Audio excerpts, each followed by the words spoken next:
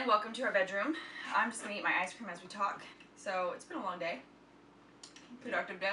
It's 10:13. We want to talk about support systems because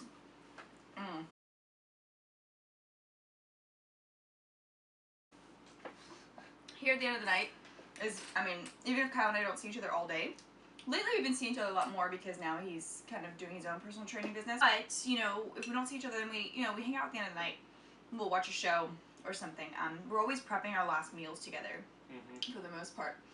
But a question that we get a lot is, what do I do if my partner, my boyfriend, my girlfriend, or, my husband, my wife, does not really live a fit lifestyle, or really isn't into fitness, it's not their thing, or maybe they are, but they don't track macros like how you do, or, there's a lot of things that go into it.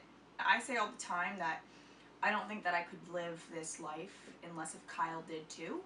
In a relationship, I think it's really, really important to have a support system. What do you think? I agree. So, like she was saying, you do need the support system, whether or not it's a relationship with a significant other, boyfriend or girlfriend, what have you, or family.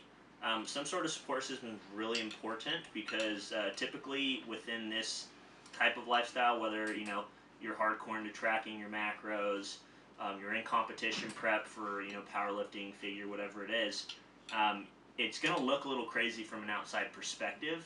So having someone by your side to kind of help catch you in those areas where your family's not necessarily going to understand why you're doing it, the crazy, meticulous portions of it that may seem from their point of view to be maybe unhealthy at times, but they're just not understanding that it's for a specific time of the year, getting ready for a show, whatever it is, or just prepping to slim down for, let's say, the summer. It's important to have that rock there to really help you out. Ilyssa's been like that for me. Every time I've cut down for, physique, or right now cutting for no given reason at all. It's been vice versa, right? Mm-hmm. I would assume. So it definitely makes the trek easier, but that's not going to be the case for everyone. Ilyssa could talk more on that. I'm sure she's had plenty of clients who are in a relationship and the other person may not even attend a gym ever, rarely. And that's really hard to kind of have them understand why you take this lifestyle so serious. And yeah, so she can get into that a little more if she wants to. Yeah, I've had a lot of clients who, and we're back. So Kyle had burritos in the oven, so he had to go get them really quick. Anyway, I was saying, I've had clients before where their partners aren't really involved in fitness, and it's difficult for them, especially when they're trying to meet certain goals, or they're tracking their food, or they're weighing out their food, and their partner's like, what are you doing? Why can't you just enjoy a meal with me? I think you need to make it very clear from the start. These are my goals. I'm going to weigh food. I'm going to track food. I'm going to have to look at menus and figure out things, if I go out to eat. For some people, they don't want to do that. Then don't track macros. Don't diet. People, I think sometimes they think that dieting is easy. It's not easy. It's simple. Definitely simple, but it's not easy. So I think that if you're open and honest with your partner, like in any other situation in your relationship, but if you're open and honest with them, like, these are my goals, this is what I want to do, and these are the choices that I'm going to have to make to meet these goals, then they know up front kind of what they're getting into as well. I've heard from certain people, though, that beyond the dieting, people who are involved in shows, recently I asked this question on XX Fitness on the Facebook board, and one of the girls kind of expressed that her partner kind of went from being completely anti-supportive, like trying to deter her from competing, to kind of just apathetic all around.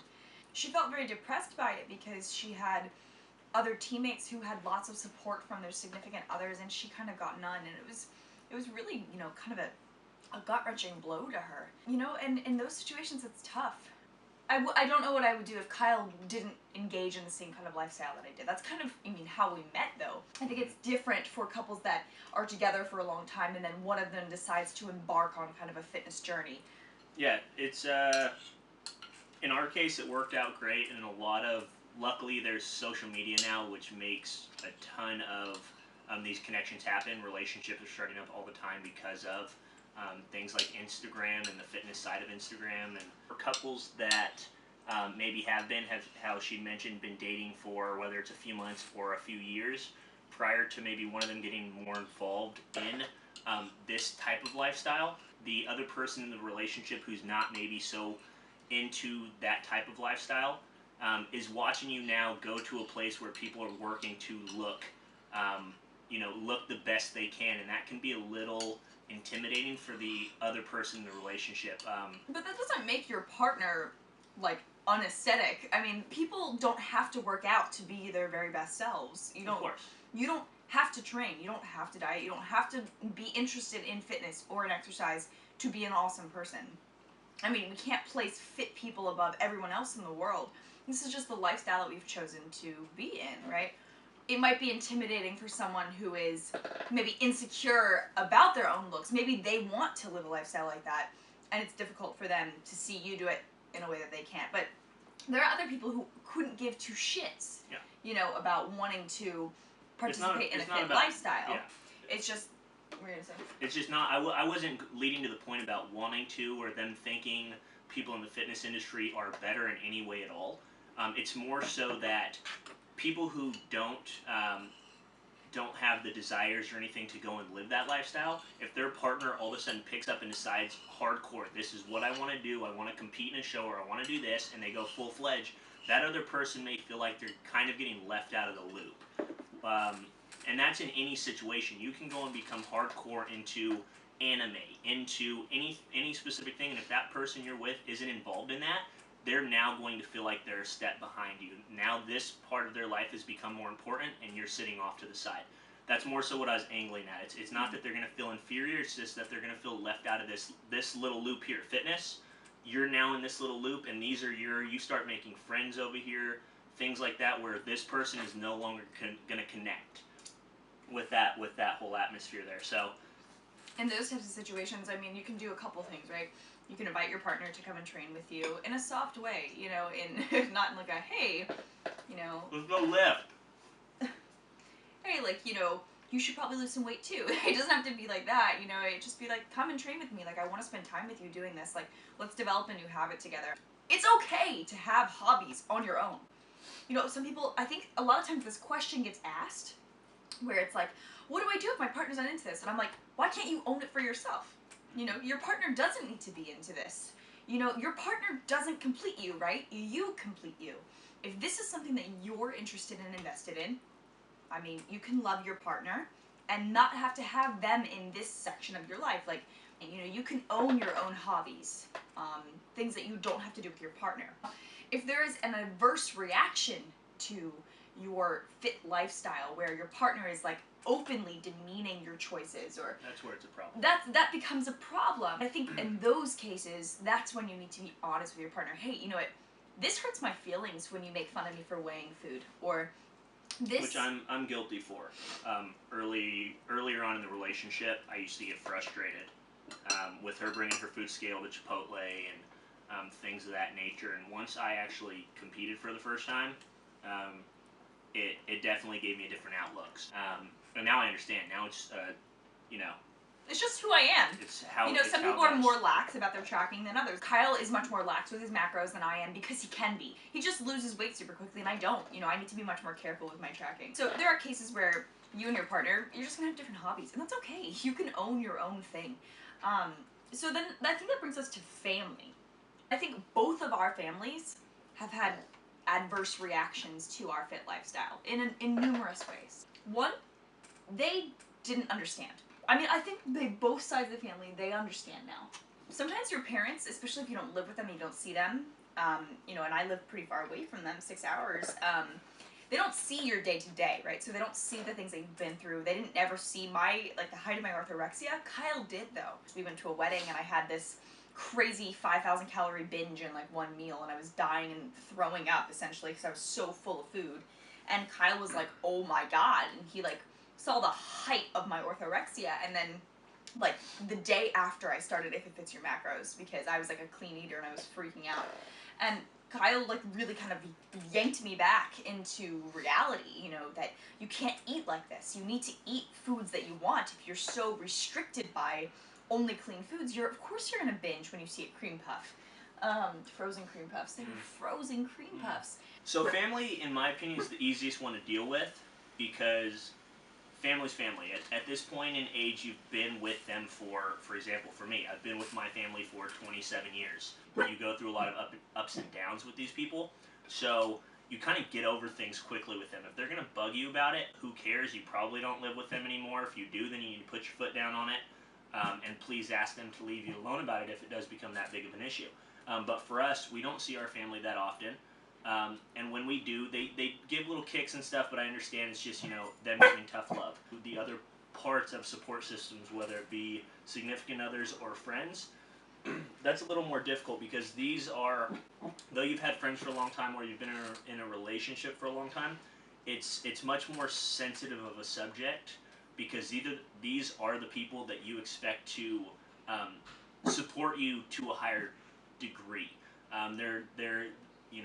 They're hopefully there on another level. They're not family. They don't have to love you. These people have chosen, or you have found them, and they've become very close to you. And for them to then negate the idea that you are living this lifestyle now, it's very upsetting, more so than if it was family based. So you have to make decisions yourself as a young adult or as an adult to take action towards finding the right support systems, or dealing with your current support systems and making them better, hopefully, if they're not where they should be.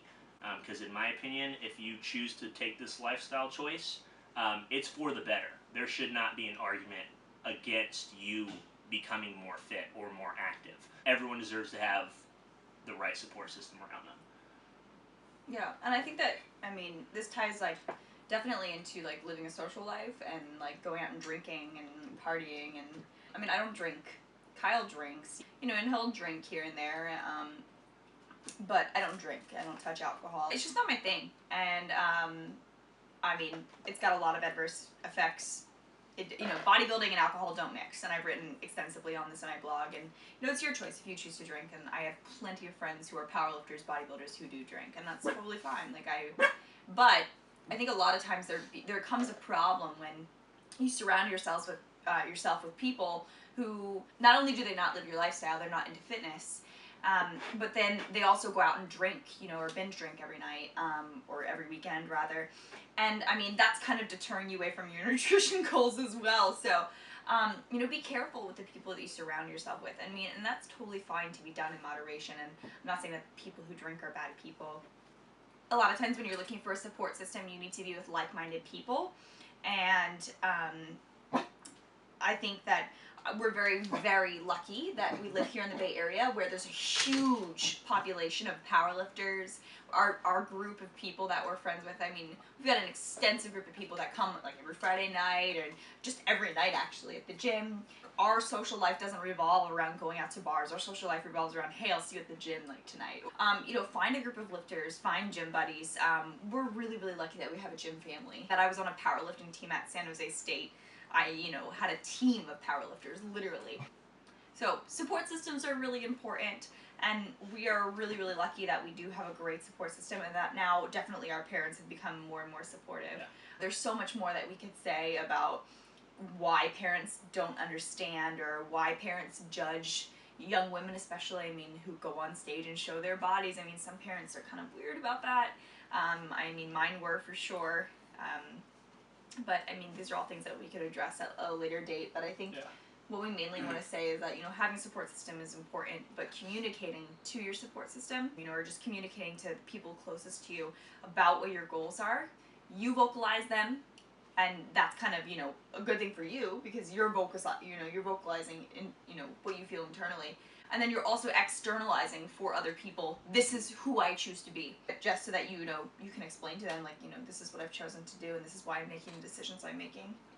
And if you have good support system out there, significant other, boyfriend, girlfriend, girlfriend, boyfriend, whatever it is, friends, family, give them a high five. We did it! We did it. And just remind them, thank them for being a good support system. If you have people who are hindering you and your journey, and it's actually making you reconsider your journey, you should probably reconsider your journey with them. That's just my own idea on it, and You know, it's a little blunt, but that's just how I am as a person, is I think that you need to mesh on the most important levels. And in my opinion, your health and your journey is the most important. Make sure it's pretty even and that you find someone who's going to support you. Maybe. Yeah. We did it. Okay, burrito time.